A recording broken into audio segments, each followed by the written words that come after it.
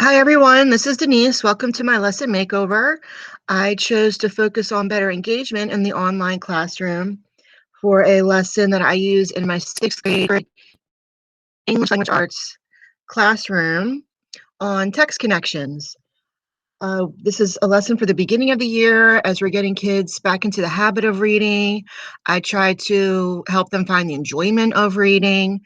And one of the things that works is to look at connections. How do you connect to a text? So there's text to self, text to world, and then this text to media is a newer one that's come up over the last few years. Because it used to be, just movies and TV shows, which technically were text to text because someone had to write them, and the actors would act out the lines the screenwriters wrote. But as social media has gotten bigger, it's kind of expanded. So someone gave it its own category.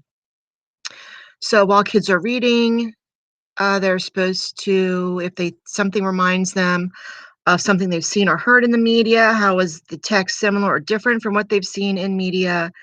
And how did something they've seen in the media help them understand the text better? This is an example of the graphic organizer they would use in class. And then we would brainstorm, what do we mean by media, so that they can realize when they're reading something and it reminds them of a video they saw on TikTok, that's text to media connection. The learning objectives for this lesson are about close reading and responding to reading, which comes after they watch the video. So close reading, what is close reading?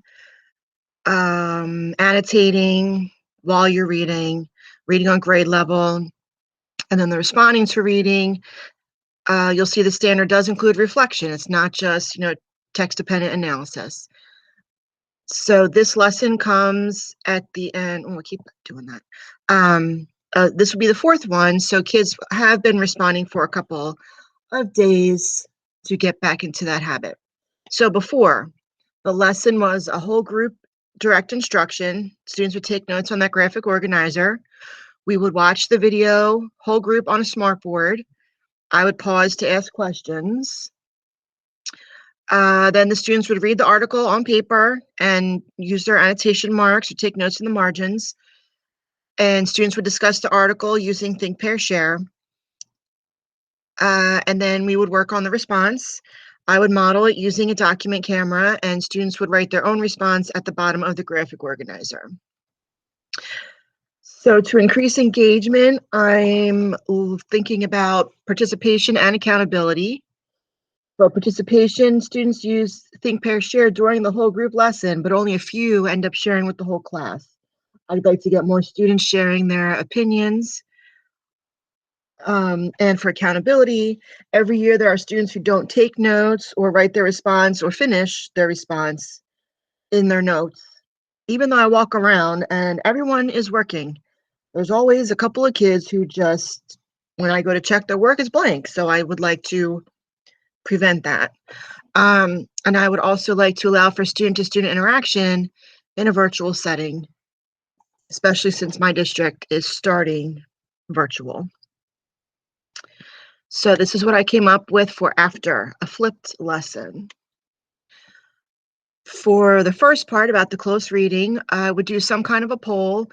If we were together in class, I would use the Mentimeter so they could see the results instantly. If that part was at home, I would probably just use a Google classroom question so that they don't have to be jumping around to a whole bunch of different apps. Then they would watch the video, which I imported to Edpuzzle, and that can be done 2 ways. It could be asynchronous before class when we read the article, or the more I'm hearing about Edpuzzle Live, I think I would like to try that if we were together. So the video is here. It's from Scholastic News, and I added a note at the beginning and 6 questions, and they're just different comprehension questions. Let's pick one here to look at, just to make sure that they were comprehending what they heard, and again, that accountability piece. And they're the similar things that I would have pointed out while we were watching it in class, in the old way, and also um, pointing out some things that are going to be in the article, trying to help them out without them knowing it. So after they watch the video, then we would do the reading of the article, which is on Newsella.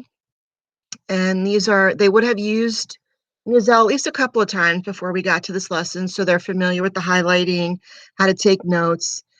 And I probably would just focus on this yellow, look for connections. So they would open the article, read the article, do their annotations, and while they're reading, be thinking about, noticing what are some things that remind me of the video.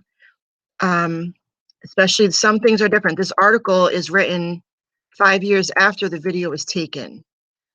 So the article is from 2017, the video is from 2012. So some things have changed, like obviously the number of books he's written, but he also gives some different details. So I want to see if kids pick up on that, like how he gets the name of the characters for his book. Oops, wrong button. So then we would move on to response. So this is kind of similar. I would still have them write it down to start, just so they know what they're going to say, and provide a sentence starter, remind them they need something from the article and something from the video.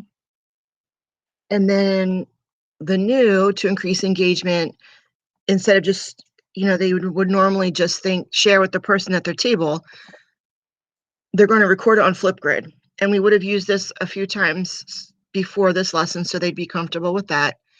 And then in one of the articles we read, talked about having assigned partners to make sure everybody gets a response. And I do that in class. They have 2 assigned and 2 self-selected partners each marking period, so that would be a nice carryover for this lesson. As far as assessment, this isn't a skill like that you take a test on. It's more, can you do it and do you use it? So this is a graphic organizer that they would have been working on earlier in the week for each type of connection, and they would just keep adding to it, just now focusing on text to media. I do have a quiz available. I've never used it, but again, it's not so important to label what kind of connection it is. It's just important that they're making connections at all, that they're thinking while they're reading and making those connections. So I need help with digital note taking. I use a notebook every year, ends up with 30 or 40 pages by the end of the year between reading and writing. I have some ideas for a digital notebook using Google Slides, but if anybody has anything that they know for sure will work, I would appreciate that, as well as any other feedback you have on my lesson will be greatly appreciated, as this is something I am planning to use, and we are starting virtual for the first marking period. So thank you very much for watching, and I look forward to what you have to tell me. Bye.